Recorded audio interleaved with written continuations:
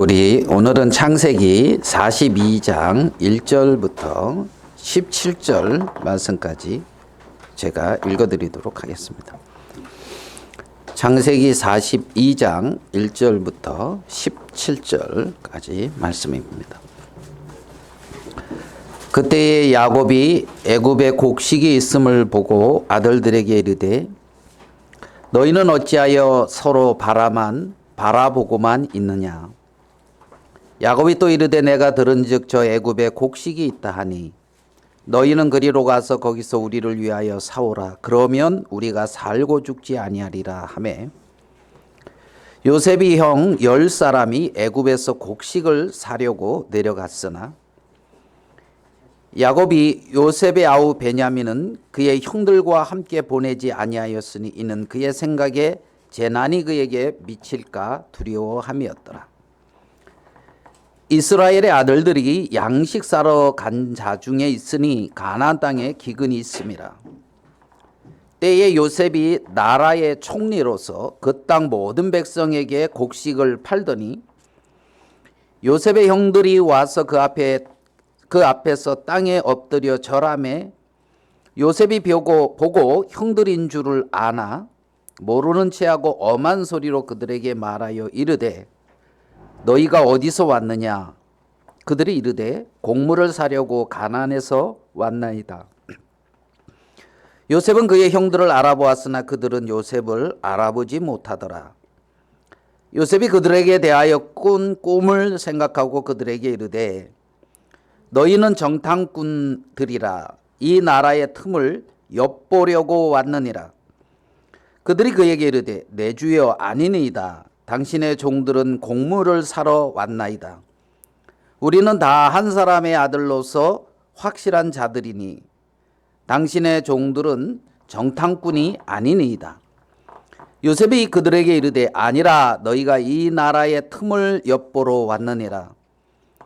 그들이 이르되 당신의 종 우리들은 12 형제로서 가나안 땅 한 사람의 아들이라. 막내 아들은 오늘 아버지와 함께 있고 또 하나는 없어졌나이다. 요셉이 그들에게 이르되 내가 너희에게 이르기를 너희는 정탐꾼이라 한 말이 이것이니라. 너희는 이같이 하여 너희 진실함을 증명할 것이라. 바로의 생명으로 맹세하노니 너희 막내 아우가 여기 오지 아니하면 너희가 여기서 나가지 못하리라. 너희 중 하나를 보내어 너희 아우를 데려오게 하고 너희는 갇히어 있으라. 내가 너희의 말을 시험하여 너희 중에 진실이 있는지 보리라. 바로의 생명으로 맹세하노니 그리하지 아니하면 너희는 과연 정탐꾼이니라 하고 그들을 다 함께 3일을 가두었더라. 17절까지 읽었습니다.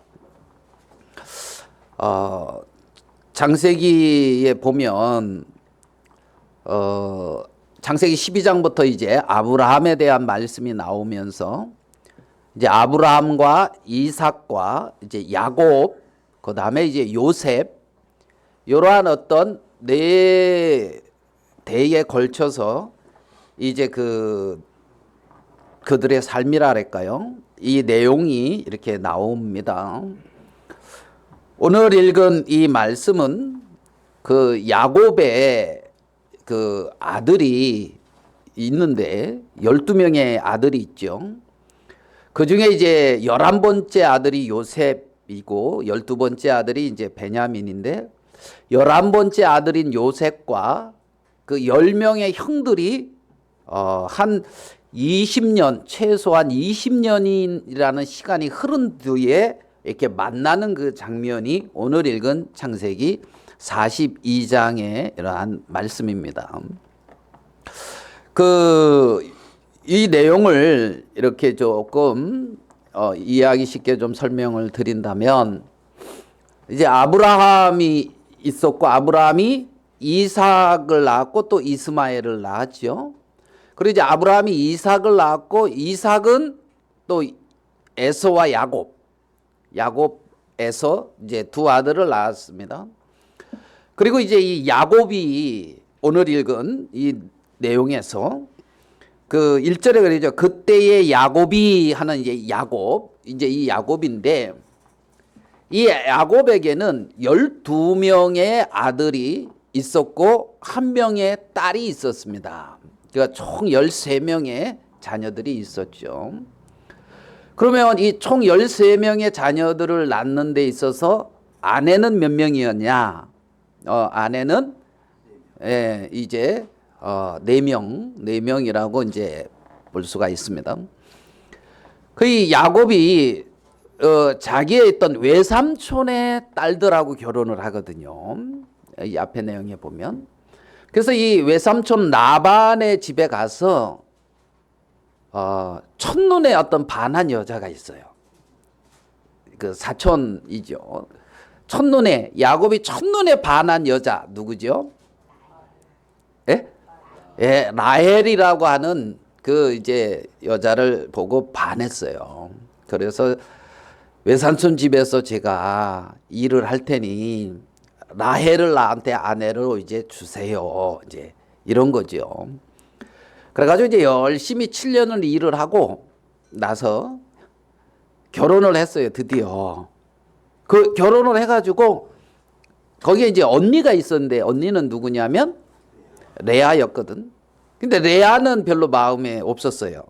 야곱의 보기에 별로 그랬나 봐요. 그래가지고 이제 그 라헬을 하고 이제 결혼할 거라 생각하고 이제 첫날밤을 치르고 아침에 일어나서 보니까 누구예요? 레아예요. 자기는 라헬인 줄 알고 너무 이제 그랬는데 레아인 거라. 그러니까 삼촌한테 원망이 되는 거지. 이 약조랑 틀리지 않습니까 이거? 아니 라헬을 주기로 해놓고 왜 레아를 줍니까? 삼촌이 하는 말이 야 우리 동네에서는 형보다 동생을 먼저 결혼시키는 법이 없다. 그래서 라헬을 너한테 내가 주려고 하는데 형을 먼저 보내야 되니까 어쩔 수 없이 레아를 먼저 결혼을 시키고 네 신방에 들여보낸 것이다. 들어보니 말이 맞는 것 같기도 하고 한데 이건 약속 위반입니다 하는데 마음에서 그러는데 그러면 제가 7년을 또 더 봉사하겠습니다. 그래가지고 14년. 그래가지고 이제 라헬을 이제 또 아내로 이렇게 얻은 거예요. 이제 그때 이제 라헬도 이제 같이 얻어서 7년을 이제 더 라헬을 위해서 봉사를 한 거예요. 그러니까 이제 부인이 실질적으로 레아하고 라헬 2명이죠. 그리고 이제 그 삼촌이 레아하고 라헬을 부인으로 하면서 그 종을 이렇게 이제 한 명씩 시종을 딸려 보냈어요. 그래가지고 레아에게는 이제 비라라고 하는 어떤 여종을 또 라헬에게는 어떤 실바라고 하는 어떤 여종을 이래가지고 이제 여종을 이렇게 하고 이제 그렇게 가정을 들여 야곱이 꾸렸단 말입니다. 한 굉장히 오랜 세월이 흘러서 말이죠.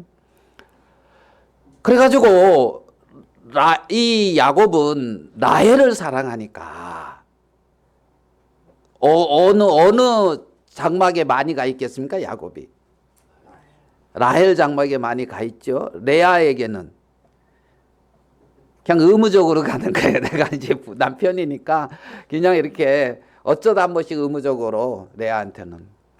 근데 이제 시간이 지났는데 레아를 통해서는 자식이 잘 태어나는 거예요. 그래가지고 루벤, 시므온, 유다, 레이 4명의 아들을 그냥 계속 나니까 최소한 4년 이상 걸린 거죠. 그런데 이제 라헬은 자식이 안 태어나는 거예요. 그래가지고 이 라헬이 자기 자식 안 태어나니까 나는 안 되는 것 같으니서 그런가 모르는 가지고 이제 그 자기 여종 실바를 딱 보내가지고 실바를 이렇게 이제 취해서 자식을 낳아라. 그래가지고 이제 이 야곱이 그 라헬의 종 실바를 취해가지고 또 자식 2명을 낳아요. 그리고 이제 이 비라도 저 누구죠? 레아도 가만히 보니까 자기가 자식을 못 낳으니까 그럼 내 여종 비라를 통해서 또 자식을 낳으십시오. 거기선 자식을 많이 낳아야 돼요. 그 당시에는 복 받은 거예요. 자식을 많이 낳아야. 아니, 여러분은 복 받으셨습니까? 자식 많이 낳습니까? 그래가지고 이제 또 이제 그 레아의 여종 이제 또 비라를 통해서 또 2명의 자식을 낳아요. 그러니까 총 8명이 됐죠. 그 후에 이제 또 레아를 통해서 자식 2명이 또 태어나요. 그래서 10명이 됐단 말입니다. 근데 라헬은 자식을 그때까지 못 낳고 있었으니 라헬이 되게 이거는 뭐 이제 보편적인 게 아니에요. 예쁜 사람이 관심도 많이 받고 뭐 이렇게 이제 그런 게 있지요. 여러분들은 안 예뻐 봐서 잘 모르시나 본데. 제가 뭐 막말을 했네요. 죄송합니다. 그래 이제 그럼 이 잘났고 늘 사람들한테 인기가 있었던 이 여자가 그 자식 못 낳는 걸로 인하여 그러니까 시샘 같은 것도 많고 막 그럴 거 아닙니까? 그러다가 이제 하나님이 불쌍히 여겨서 11번째 자식을 낳았는데 그게 누구냐면 요셉입니다. 요셉. 그래서 이제 11번째 자식을 낳고 요셉을 낳았으니 늦음하게 요셉을 딱 낳았으니 야곱이 이 라헬을 통해서 태어난 요셉 끔찍이 마음이 가겠어요, 안 가겠어요? 그죠? 강덕주 형제님 윤호한테 마음 가듯이 가나 안 가나 잘은 제가 마음이 안 보여서 잘 모르지만 막 그래 이제 그랬단 말이에요. 그리고 이제 한 명을 더 낳았는데 베냐민을 이 라헬이 낳다가 길에서 고마 아이를 낳다가 죽어요. 라헬이. 그래서 야곱이 그렇게 사랑했던 아내 라헬을 통해서는 2명의 자식이 있는데 그 꼬바리에 그래서 요셉, 베냐민 2명이 있었단 말이에요. 그러니까 이제 이 자식들 중에 그냥 쉽게 말하면 다른 자식들은 옷 그냥 대충 입히는데 알겠어요? 라헬은 어떻게 입혔어요? 좋은 옷을 탁 입혔어요. 그러니까 튀어요, 안 튀어요? 튀어요. 그리고 편애하는 게 보여요, 안 보여요? 보여요. 그러니까 형들의 마음에 일들은 자기가 하고 사랑은 요셉이 받고, 예? 수고는 내가 하고, 알겠습니까? 결과에 어떤 그러한 이익은 또 전혀 얘가 독차지하고, 그럼 사랑스러워요? 믿겠어요? 얄밉겠습니까? 어떻게 이렇게 마음이 다 똑같은가 모르겠습니다. 그래가지고 이놈이 눈에 가시처럼 하는 짓을 보면 또 형들이 나이 들으니까 또 어머니 없을 때 부모님 없을 때 가서 나름 좀 이렇게 정당치 않은 일을 하면은 요셉이 그걸 딱 보고 있다가 또 아버지한테 가서 일르네.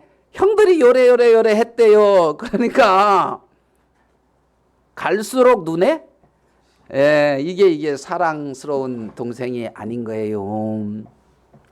어느 날 그 눈에 가시 같은 이 요셉이 자고 일어나더니만 꿈을 꿨다는 거예요. 뭔 꿈을 꿨냐? 그러니까 밭에 뭐 12단 볕단을 이렇게 막 하고 있는데 자기 볕단이 딱 쓰니까 주위에 11볕단이 자기 볕단을 향해서 확 엎드려 절하더라는 거지. 12? 그러면 가만아. 우리가 12형제인데 12이면 우리가 12형제? 형제들끼리 같이 이렇게 막 볕단 하는데 자기 볕단에 턱 쓰니까 우리가 거기에 엎드려 절했다고? 어때요? 더욱더 사랑스러워요? 어때요? 마음에 안 들어요. 그 다음날 일어나더니만 해와 달과 11별이 내 별에게 또 절합디다 그러는 거예요. 해와 달과 11별이. 그럼 그 뭐예요? 엄마 아빠 11명의 형제들이 자기한테 절했다. 이게 이제 이런 꿈을 이렇게 이제 꿨다고 하니까 형들이 미워 죽겠는 거예요. 미워 죽겠는 거예요. 그래가지고 그때 17살이었는데 그때 17살이었는데 형들이 어느 지역에 도단이라고 하는 곳입니까? 세겜이라고 하는 곳입니까? 저 약간 헷갈리는데 그 지역에 가서 양을 치는데 형들이 양 잘 치고 있나 봐라. 그래가지고 이제 형들이 양 잘 치고 있나 봐라 그러면서 그렇게 끼고 있던 요셉을 형들한테 보냈는데 그 세겜에서 양을 치는 줄 알고 세겜에 가라 그랬는데 이들이 다른 지역으로 가서 그게 도단이라고 하는 지역까지 이렇게 이제 요셉이 말을 듣고 그 형을 찾아갔는데 형들이 멀리서 오는 걸 보니까 눈에 가시 같은 누구? 요셉. 야, 눈에 가시 같은 요셉. 그 뒤에 든든한 아버지가 안 계셔. 그리고 아주 그냥 광야야. 아무도 없고 자기들 마음이 늘 이렇게 좀 눈에 가시처럼 미워하는 그 마음은 동일하게 있는데 그 동생이 딱 왔어요. 형들의 마음에 야, 이 동생을 어떻게 하다? 때는 이때다. 어떻게 해요? 아이고 먼 길 오니 맛있는 거 주자? 아이 죽여버리자. 그래가지고 있잖아요. 그 요셉의 그 채색 옷을 싹 벗겨가지고 물 없는 구덩이에다가 빠뜨려 버렸단 말이에요. 너 이제 여기서 죽어라 하고. 그래서 뭐 이제 뭐 루벤은 맏형이라서 뭐 살리려고 뭐 애를 쓰기도 하고 뭐 이리 했는데 마침 거기에 이스마엘 상인이 이렇게 지나가는 바람에 지나가는 걸 보면서 형들 마음에 아니 여기서 이렇게 죽이니 팔으면은 돈이라도 생길 거 아니야. 그 돈 가지고 뭐 했는가 안 나와서 잘은 모르겠어요. 그런데 팔아버리자 그래가지고 또 그 돈을 받고 그 구덩이에서 걔를 끌어올려 가지고 팔아버렸단 말이에요. 요셉을. 나중에 내용을 보면 요셉이 형들한테 애걸복걸 했다 그랬거든요. 살려달라고. 형들 왜 그러냐고. 그러지 말라고. 그래가지고 애굽의 종으로 팔려와서 17살에 보디발의 어떤 그 시대장 보디발의 집에 거기에 종으로 팔려가 가지고 고생을 하면서 그래도 하나님이 함께 하셔서 가정총무가 되었는데 보디발의 아내의 모함을 받아서 또 감옥에 들어갔고 감옥에서 그렇게 몇 해 최소한 2년 이상을 감옥에서 어떤 감옥이겠습니까? 요즘 같은 감옥이겠습니까? 감옥에서 그런 세월을 겪고 있다가 바로 왕이 꿈을 꾸게 되어졌을 때 그 꿈을 탁 요셉이 해석을 해주고 있잖아요. 이렇게 이제 총리로 전격 기용되거든요. 그래서 감옥에서 뭘로요? 총리로. 그래서 바로 왕 다음에 가장 권세 있는 총리가 됐어요. 그러면 그 요셉이 바로 왕이 꾼 꿈을 해석해 줬는데 그 꿈 해석의 내용이 뭐냐면 앞으로 7년 동안 뭐가 있을 것이다? 풍년이 있을 것이다. 풍년. 그리고 7년 동안 풍년이 끝나면 7년 동안 아주 흉악한 흉년이 있을 것이다. 그래서 앞에 7년을 기억도 안 하게 그렇게 이제 흉년이 오니까 그 풍년 때 아이고 뭐 이렇게 잘 먹고 잘 살자 하면서 그 양식을 막 할 게 아니고 이 양식을 잘 싸저 이렇게 예비해서 이 7년 흉년을 대비해야 됩니다. 내용이 요지가 그거거든요.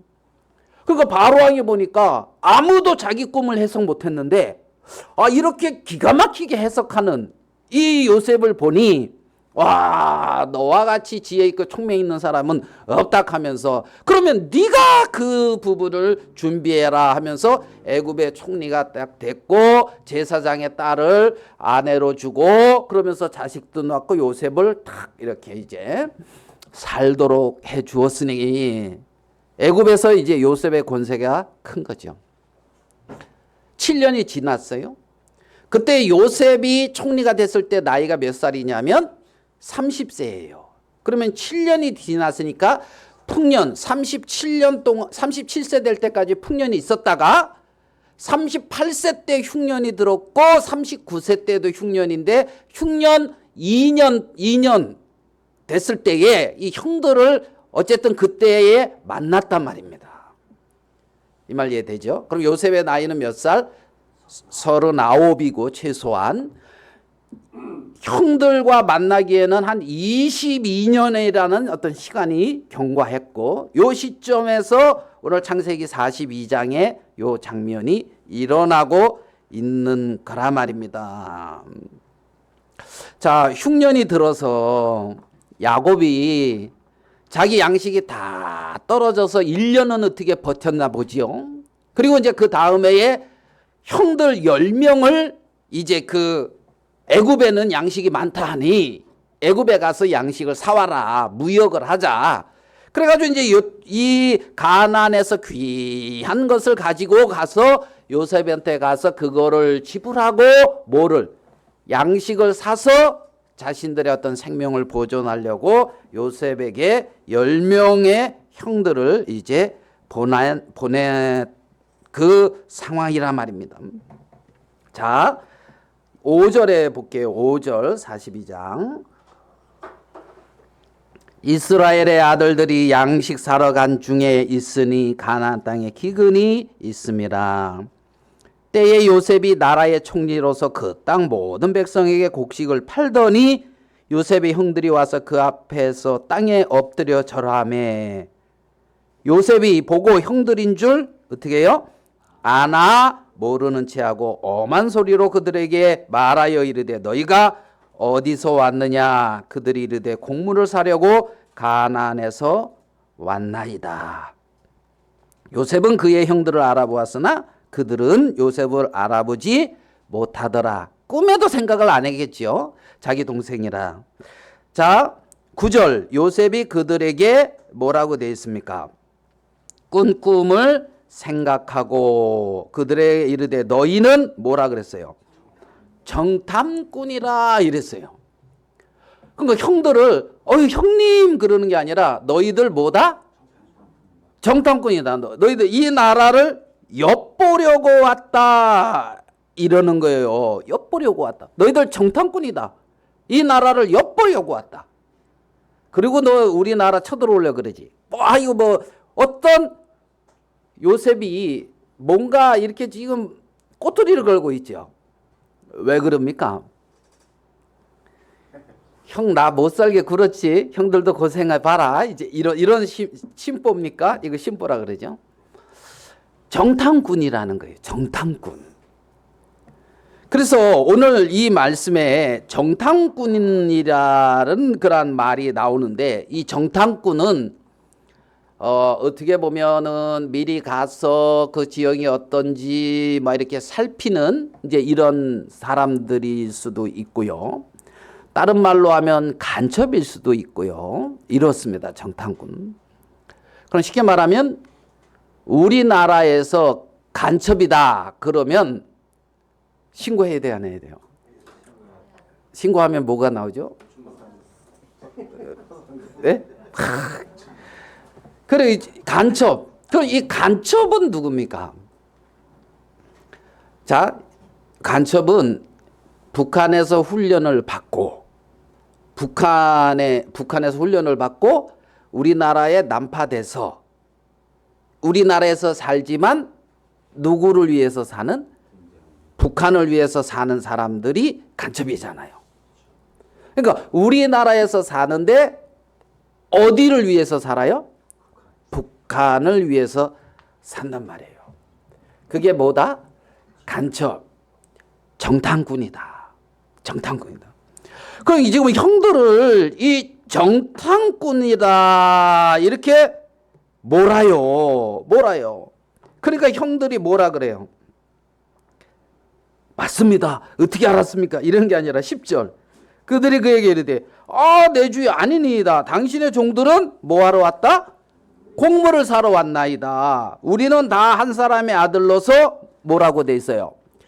독실한 자입니다. 확실한 자입니다.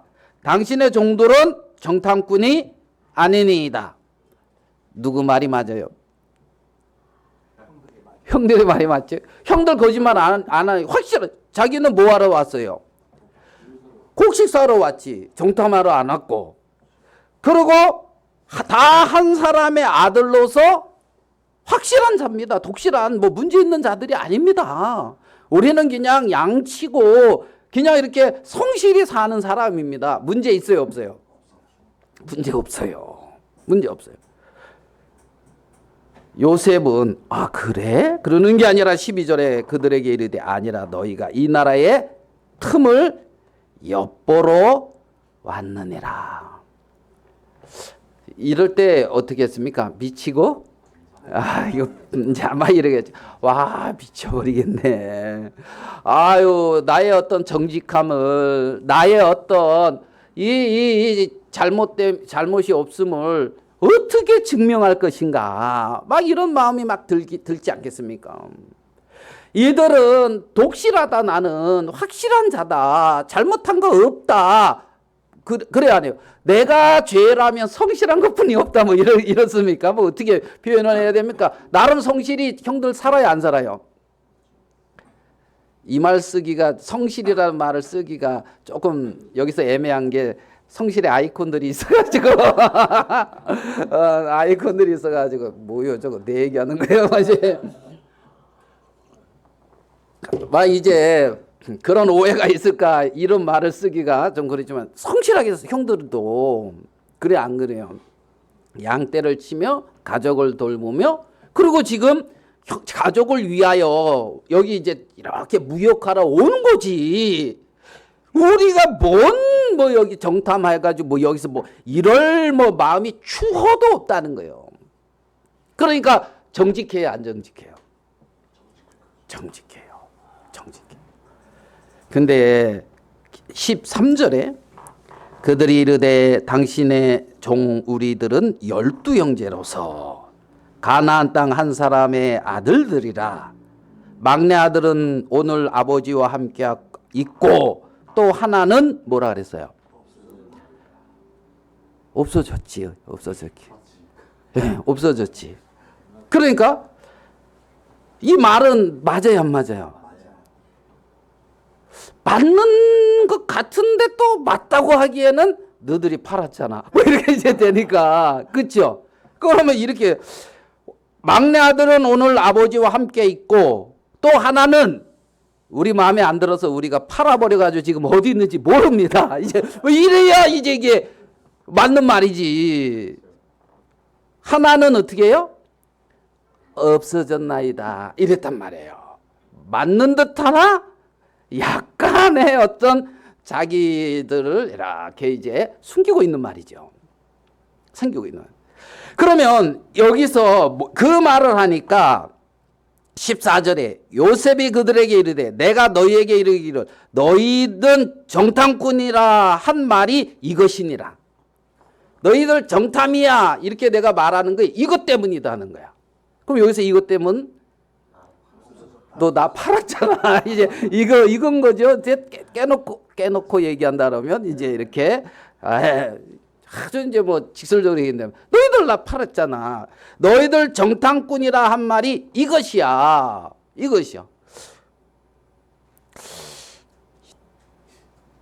근데 형들은 그래도 이해가 안 되죠.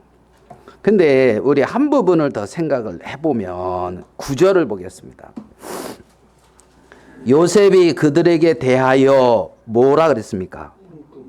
꾼 꿈을 생각하고 그들에게 이르되 너희는 정탐꾼이라. 자, 요셉이 형들을 보면서 생각하는 게 뭡니까? 하나님이 꾸게 해주신 꿈이라는 거예요. 요셉은 형들을 딱 보면서 생각하는 게 하나님이 보여주신 꿈이라는 겁니다. 하나님이 자기에게 꾸게 해주신 꿈이라는 거예요. 그러면 형들은 요셉이 없어졌나이다. 이게 하나는 없어졌나이다. 이 말은 다른 말로 꿈이 없는 거예요. 하나님이 그 가정에 그 집에 보여주신 꿈이 형들의 마음에는 없다는 거예요. 형들의 마음에 꿈이 세워져 있다면, 형들의 마음에 꿈이 세워져 있다면, 아, 요셉을 하나님이 세워가시는구나.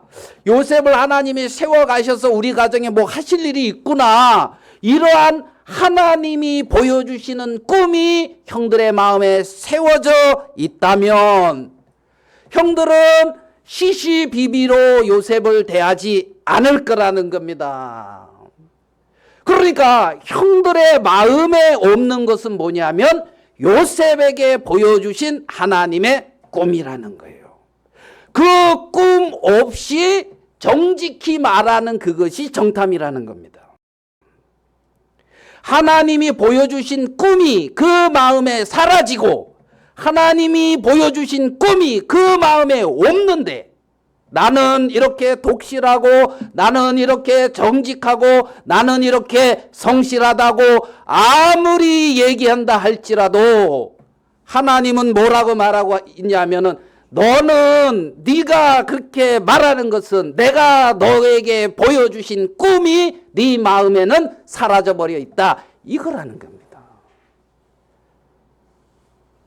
하나님이 꾸게 해주신 그 꿈, 하나님이 보여주신 그 세계, 하나님이 품게 해주신 그 세계, 하나님이 보여주시고 하나님이 품게 해주신 그 세계가 그 마음에서 없어지고 나름 아무리 정직한 말을 한다 할지라도 하나님은 그걸 정탐이다, 이렇게 말할 거라는 겁니다.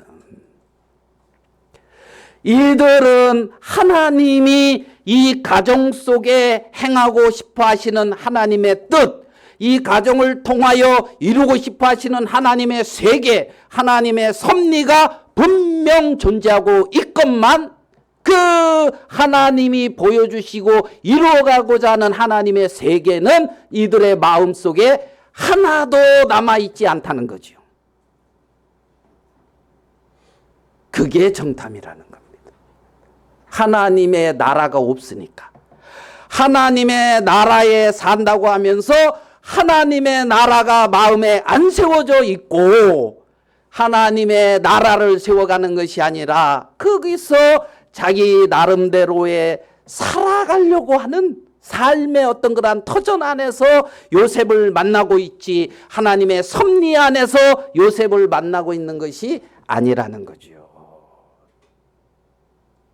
그것이 정탐이라는 겁니다. 하나님이 보실 때는. 요셉은 지금 그 부분을 지적하고 있는 거예요. 14절, 요셉이 그들에게 이르되 내가 너희에게 이르기를 너희는 정탐꾼이라 한 말이 이것이니라. 너희가 정탐꾼이다, 이것이 이 말이라는 거예요. 지금 하나님은 아브라함과 이삭과 야곱과 그 후손들, 12 후손들을 통하여 하나님이 이루어가고자 하는 하나님의 세계가 있다는 겁니다. 하나님이 하시는, 하나님이 일하시는 세계가 있다는 거죠. 있다는 거죠. 창세기 15장으로 가보겠습니다. 창세기 15장 5절입니다.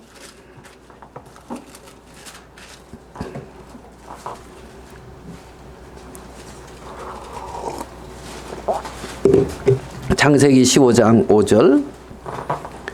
그를 이끌고 밖으로 나가 이르기를 하늘을 우러러 무뼈를 셀 수 있나 보라. 또 그에게 이르되 내 자손이 이와 같으리라. 하늘을 우러러 봐라, 무별들을 봐라, 셀 수 있나? 어유, 너무 많은데요. 네 자손이 이와 같으리라. 아브라함에게 하시는 말씀이거든요. 지금 아브라함의 자손이 몇 명입니까? 지금 창세기 15장에 아브라함의 자손, 아브라함의 자녀 몇 명? 없어요. 눈에 보이는 게 있어요, 없어요? 없어요. 없으니까 아무것도 없지요? 없어요. 이건 어쨌든. 근데 하나님은 하늘을 보라는 거예요. 많은 별들을 보라는 거예요. 내 후손이 이와 같이 많다는 거죠. 하나님은 후손들을 하늘의 별처럼 많게 하려고 하는 것이 하나님의 마음이에요. 아멘 되십니까? 지금 눈에 보이기에는 한 명도 없어요. 뭐가 실상입니까? 한 명도 없는 게 실상입니까? 많은 게 실상입니까? 아멘? 네. 하나님의 말씀이 진리고 하나님의 말씀이 실상인 거죠. 실상인 거죠. 아브라함은 그 하나님을 믿는 거예요. 자기의 어떤 상태, 자기의 어떤 현실, 자기가 보여지는 그 모습, 이거를 보고 그것을 진리로 받고 있는 것이 아니라 순간순간 하나님이 말씀하실 때 그 하나님의 말씀을 마음의 진리로 하나님 그분은 믿을 만한 믿으신 분으로 그렇게 하나님을 믿는 것이 아브라함의 신앙인 거죠. 아브라함에게 하나님이 더 말씀을 하십니다. 뭐라고 말을 하냐 하면은요, 13절 말씀 보겠습니다.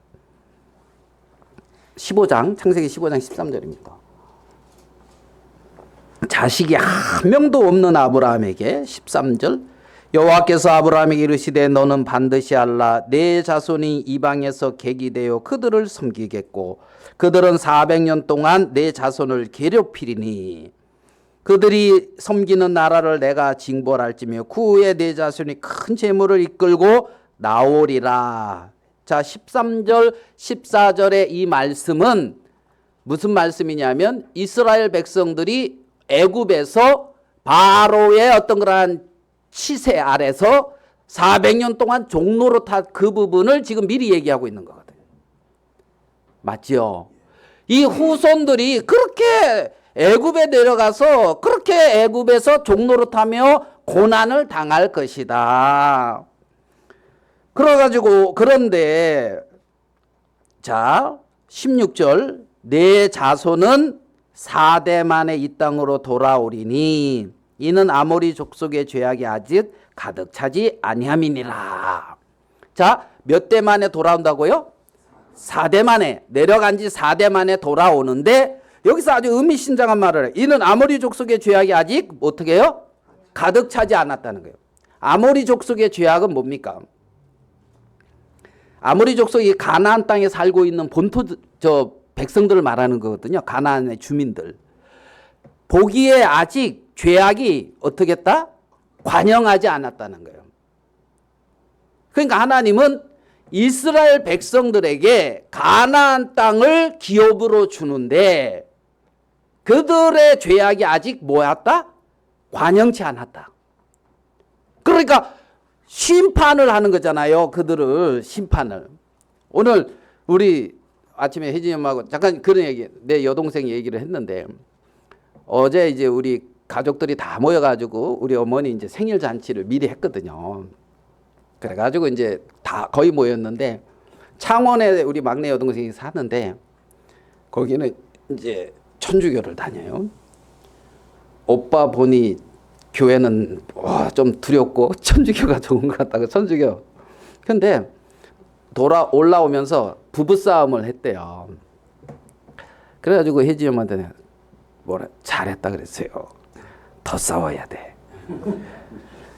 그러면서 혜지 엄마한테 그때는 이렇게 말해줘야 돼.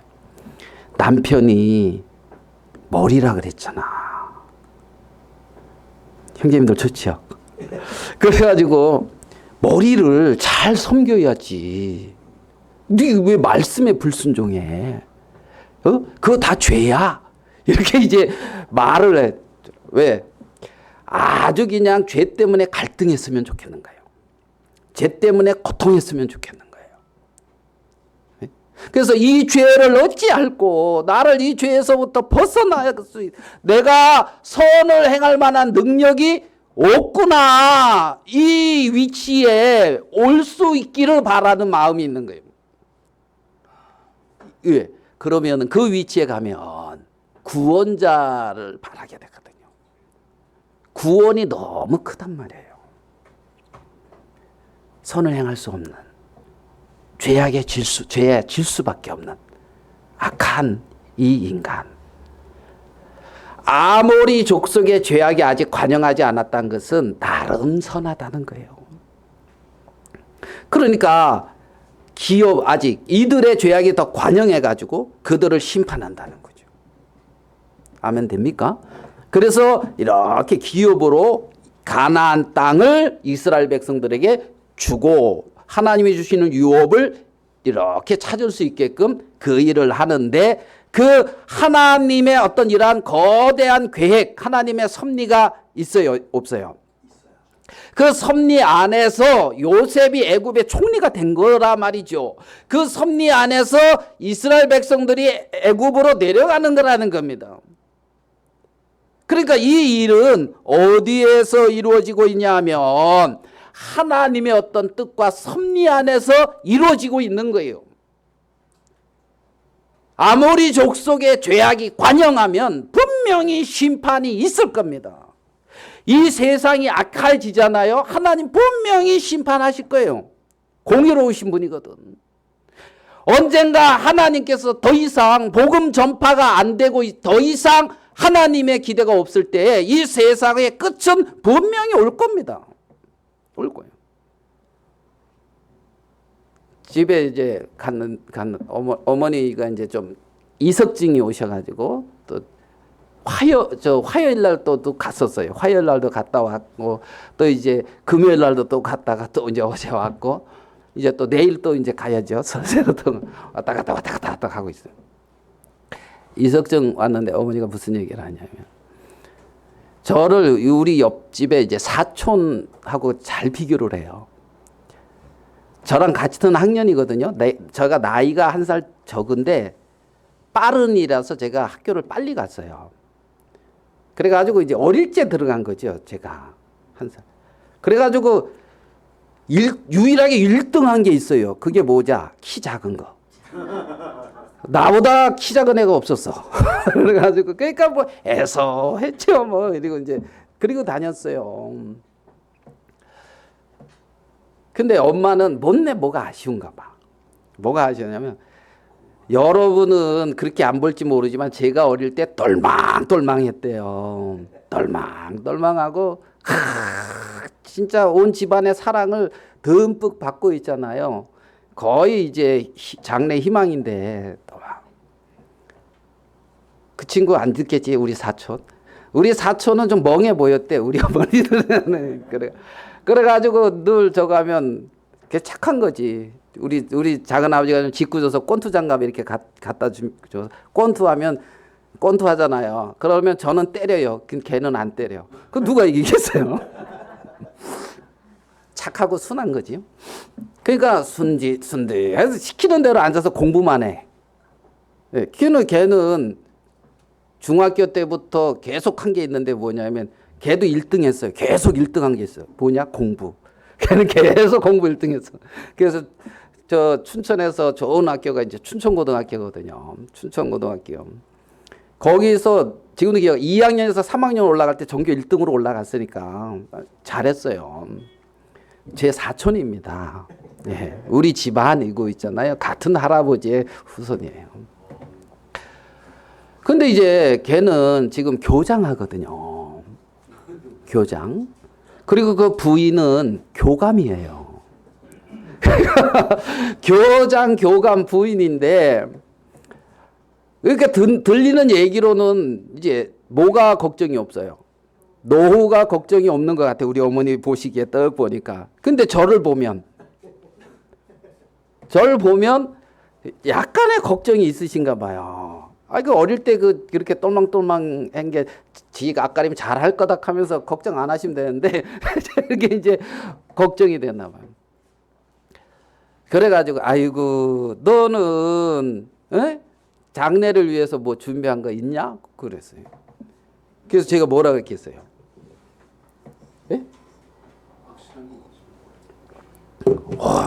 그래서 준비를 얼마나 잘했는데요. 그랬지 제가. 얼마나 준비를 잘했는데. 뭘 했냐? 어머니 들어보세요. 제 말.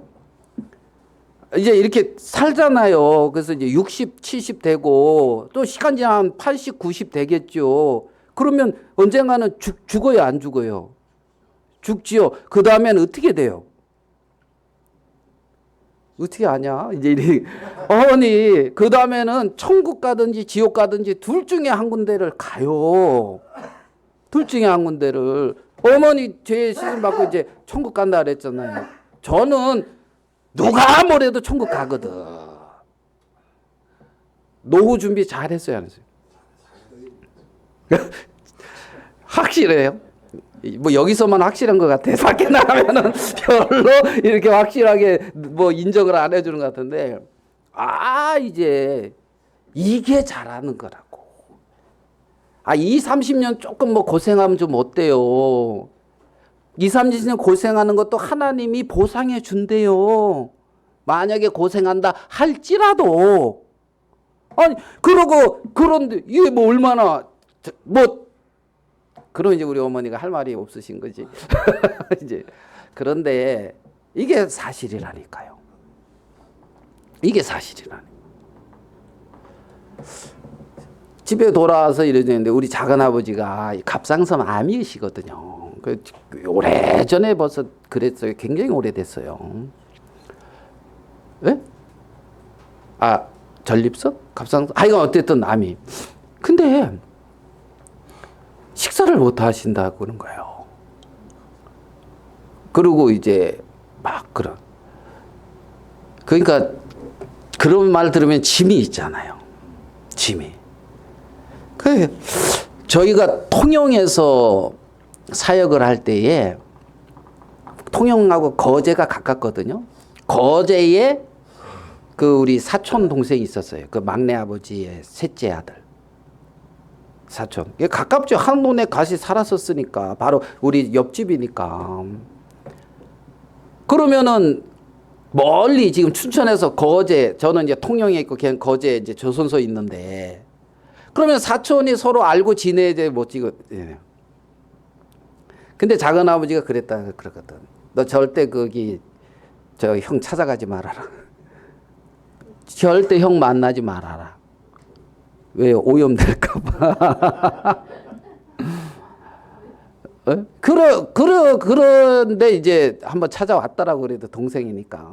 그래가지고 이렇게 이제 만나고 했는데, 사실은 아버지가 형 만나지 말라 그랬어요. 그러면서 얘기를 했는데. 그러니까 어떻다는 걸 알겠죠. 완고하고.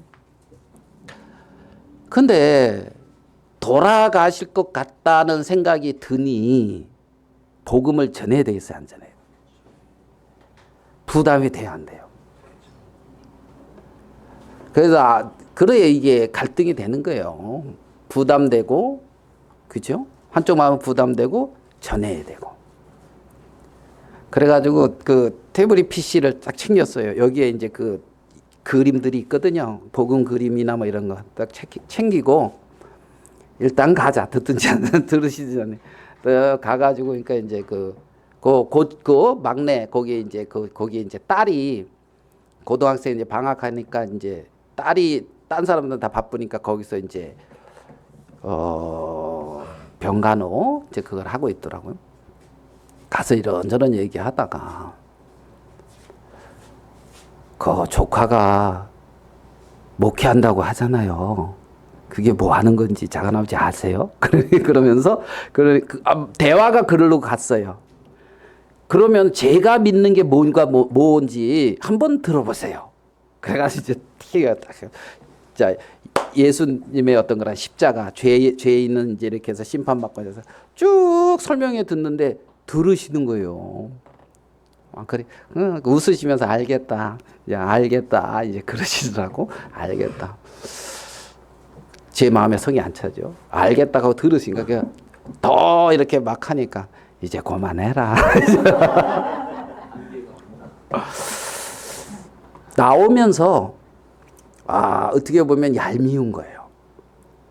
뭐가 얄밉냐면 마귀가 돈이 최고인 것처럼 속여놨어요. 예? 마귀가. 돈은 잘 버니? 예? 마귀가 우리 어머니 마음에도 이 세상 살려면 돈이 있어야 된다고 쏟겨놨어요. 바꿔놨다니까. 예? 마치 그게 있으면 되는 것처럼. 그러니까 좀 푼한 거예요. 나오면서. 그거보다 예수 그리스도가 훨씬 귀한데, 이게 진리인데, 사람들 마음에 보면 그리스도, 우리가 찬송했죠. 이 세상 명예도 다 버렸네. 뭐 세상 부귀와 바꿀 수 없네. 주 예수보다 더 귀한 것 없네. 예? 우리 결혼할 때에 그거 찬송 그거 불렀거든요. 이렇게 혜진이가 둘이 앉아서 그거 그 당시에 백이장 옛날 찬송으로, 예?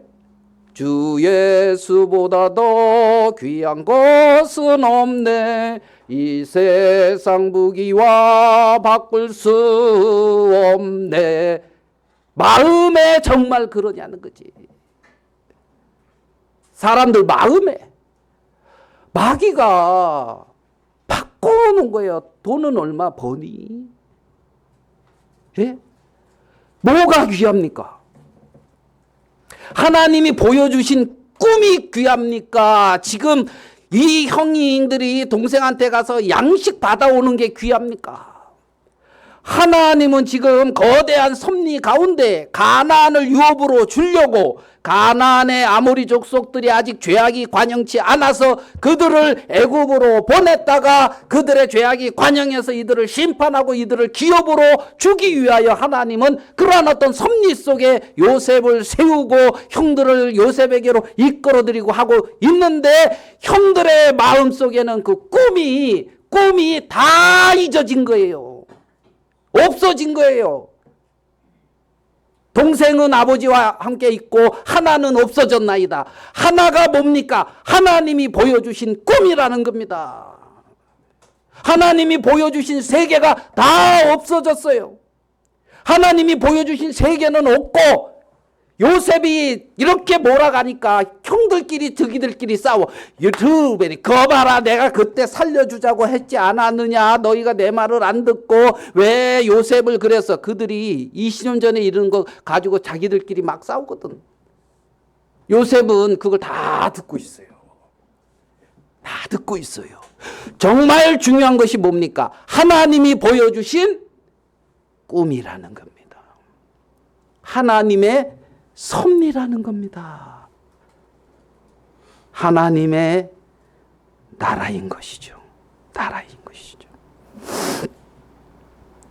이 아브라함의 가정은, 아브라함의 이 어떤 그 집안은 하나님의 그러한 약속이 있고 하나님의 뜻이 있고 하나님이 하시고자 하는 일을 이 세상에 나타내고자 하는 거대한 하나님의 섭리 안에 들어와 있는 백성들이라는 겁니다. 백성들. 이들은 하나님의 약속과 하나님의 생명에 속한 자들이에요. 하나님의 약속 안에 들어온 자들이, 하나님의 생명이 머물고 있는 자들이. 그게 귀한 거라는 겁니다. 하나님의 약속이 있는 것, 하나님의 생명이 있는 것, 하나님의 뜻이 있는 것, 하나님의 나라가 이루어지는 것, 그거보다 더 귀하고 하나님 더 소중한 게 무엇이 있냐는 거죠. 요셉은 이 형들을 그래서 정탐꾼으로 몰은 거예요. 너희들은 정탐이다. 형들의 마음속에 잃어버려진 그 꿈들을 세워주는 일을 하는 거예요. 그 꿈을 세워주는 일을 한단 말이죠. 그 하나님의 나라를 세워주는 일을 한다는 거예요. 하나님의 백성들은 그렇게 하나님의 나라를 세워가는 자들이거든요. 하나님의 백성들의 존재의 가치는 하나님의 약속에 있는 거예요. 약속을 기업으로 받은 자라는 겁니다. 약속이 잃어버려진, 약속이 마음에서 사라진 그들이 많은 걸 이뤘다고 한다. 과연 내가 감당할 수 없는 기근이 올 때에 그 기근을 이길 수 있겠습니까?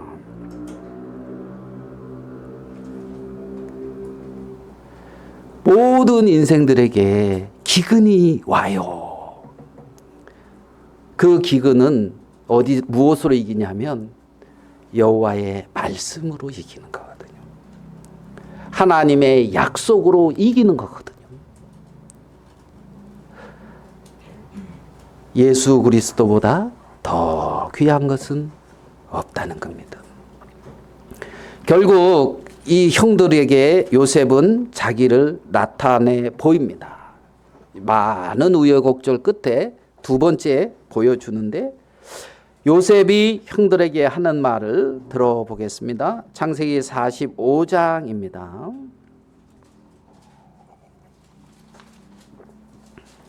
창세기 45장 3절부터 읽어보겠습니다. 요셉이 그 형들에게 이르되 나는 요셉이라 내 아버지께서 아직 살아계시니까. 형들이 그 앞에서 놀라서 대답하지 못하더라. 요셉이 형들에게 이르되 내게로 가까이 오소서. 그들이 가까이 가니 이르되 나는 당신들의 아우 요셉이니 당신들이 애굽에 판 자라. 당신들이 나를 이곳에 팔았다고 해서 근심하지 마소서. 한탄하지 마소서. 하나님이 생명을 구원하시려고 나를 당신들보다 먼저 보내셨나이다. 이것이 요셉의 마음 안에 있는 하나님이 보여주신 꿈인 거예요. 나를 먼저 보낸 것은 하나님이 생명을 구원하시려고 나를 당신들보다 먼저 보내셨나이다. 나에게 많은 고난이 있었죠. 요셉에게. 그렇죠? 죽을 뻔 한 부분도 한두 번이 아니죠. 요셉에게. 그런데 그 요셉이 지켜지고 요셉을 먼저 애굽의 총리로 세운 이유는 바로 하나님이 생명을 구원하시려고 나를 당신들보다 먼저 보내셨나이다. 이거였단 말이에요. 요셉의 마음에는. 그러니까 요셉은 총리인데 자기가 직접 나서서 양식을 파는 거예요. 왜요? 형들 만나려고. 정말 생명을 보존하고 싶어하는, 하나님의 생명을 보존하고 싶어하는 그 형들을 만나서 하나님이 나를 여기에 먼저 보내신 하나님의 뜻을 이루는 그 일을 이루기 위하여 총리인데도 양식 팔고 있는 거예요. 누굴 만나기 위해서? 형들이 내려올 거라는 거죠. 양식을 사러 올 거라는 거죠. 천하의 기근이 들었는데 양식 있는 곳으로 올 거 아닙니까? 사러. 예? 양식이 있는 곳에, 그곳에 양식을 얻기 위해서 올 거라는 거지요. 형은 그러니까 양식을 팔고 있는 거예요. 양식을. 많은 사람들의 영혼에 기근이 들었다 이거, 영적 기근이 들었다 이겁니다. 그 기근에서 살리는 양식은 하나님의 말씀인데 그 말씀이 어디에 있냐는 거예요. 하나님이 허락해 주신 이 생명의 양식의 이 말씀, 이 말씀, 그 꿈을, 그 하나님의 세계를 먼저 보여준 자들이 있어요. 알겠습니까? 요셉처럼 그 하나님의 세계의 꿈을 꾸게 하고 그 양식을 나눠줄 수 있는 위치에 세운 그러한 사람들이 있단 말입니다. 이 시대의 요셉이 우린 거예요. 양식을 그렇게 기근에 필요한 자들에게 이렇게 줄 수 있는, 하나님이 생명을 구원하려고 나를 당신들보다 먼저 보내셨습니다. 당신의 생명을 보존하기를 원하십니다. 우리 주위에 있는 많은 심령들에게 이러한 양식을 나눠주기를 원하는 거죠. 요셉은 형들의 모든 것을 책임지기를 원하거든요. 어떻게 보면 예수 그리스도의 또 그림자죠. 맞죠? 예수 그리스도의. 마지막 한 구절 더 볼게요. 창세기 50장 요셉이 형들에게 하는 말입니다.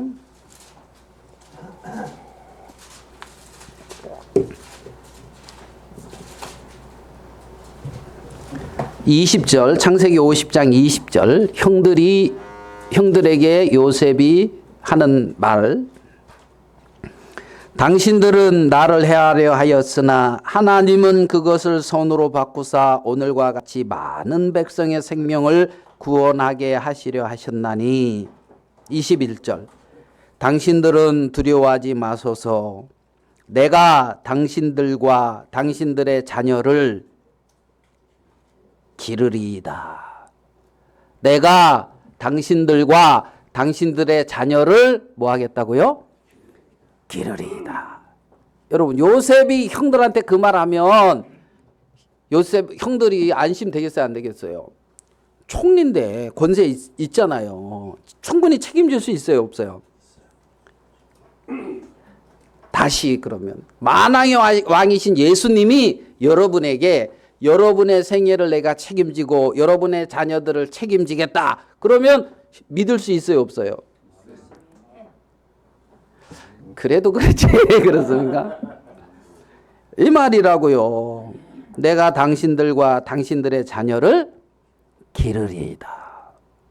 하나님이 그렇게 우리에게 풍성한 양식과 분명한 약속들을 우리에게 허락해주고 계신다는 겁니다. 허락해주고. 마음에 정말 그 꿈이 잊혀진 자, 하나님이 꾸게 하신 그 꿈이 잊어버려진 자, 그 자들이 참 불행한 거예요. 동생은 아버지와 함께 있고 하나는 없어졌나이다. 우리가 그리스도를 대적하고 그리스도는 그러한 우리를 대신하서 십자가에 못 박혀 죽으시고, 그렇죠? 여러분 그리스도 대적 안 했습니까? 저도 아이고 됐어요 그만 이제 말씀 전해주려고 그러면 됐습니다 그러고, 예? 그게 나랑 뭔 상관이 있다고 그럽니까? 대적했어요 안 했어요? 대적자거든요. 형들이 요셉을 팔듯이 그리스도를 대적했다고요. 근데 요셉이 형들을 살리듯이 그리스도도 나를 위해서 죽었다고요. 원수 되었을 때, 죄인 되었을 때. 그렇죠? 그러한 은혜 가운데 머무는 자들, 이들이 이 시대에 하나님의 백성인 걸 볼 수가 있다는 거죠. 요셉은 분명히 자기가 이 위치에 왜 있는지 분명한 존재 이유를 알고 있습니다. 맞습니까? 요셉은 분명하게 하나님이 자기에게 보여주신 꿈을 그 마음에 간직하고 있습니다. 아멘 됩니까?